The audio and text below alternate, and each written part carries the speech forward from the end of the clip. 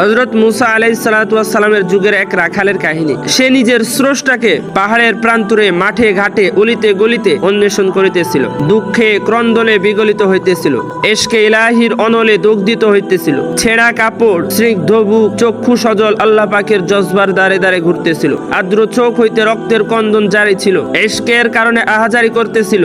একদিন রাখাল বন্ধুর স্মরণে প্রান্তরের ধারে কাঁদিতেছিল, বলিতেছিল, হে দোজাহানের অধিপতি আল্লাহ, কিভাবে কোথায় আমি আপনাকে পাইব?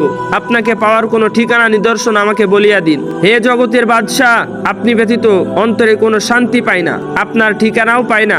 আপনি ব্যতীত সকল ফুলবাগান কাটাবর, আপনি ব্যতীত জীবন আগুন, আপনি ব্যতীত বুলবুলের সুমধুর স্বর, কানে যেন কাকের বিশ্রী আওয়াজ, আপনি ব্যতীত পাহাড়ের এই উপত্যকা, সবুজ শ্যামল রঙিন ফুল সবই যেন অযথা। এই জমিন আসমান চন্দ্র সূর্য, এই মাঠ ময়দান ও বাগান জলস্থল, আপনি ব্যতীত কিছুই আমার ভালো লাগে না।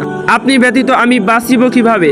হে আমার আল্লাহ, আপনাকে আমি যদি পাইতাম, প্রত্যহ আপনার হস্তদ্বয় দাবাইতাম, ঘিয়ে ভাজা রুটি আমি আপনাকে খাওয়াইতাম, আপনাকে মিষ্টি পানীয় পান করাইতাম। হে আমার রব, আমি আপনাকে সকাল বিকাল আমার বকরির দুধ পান করাইতাম। এই রূপে ওই রাখাল স্বীয় রবের সাথে মহাব্বতের কথা বলিতেছিল। হঠাৎ হযরত মুসা আলাইহিস সালাতু ওয়াস সালাম ওই পথে গমন করিতেছিলেন।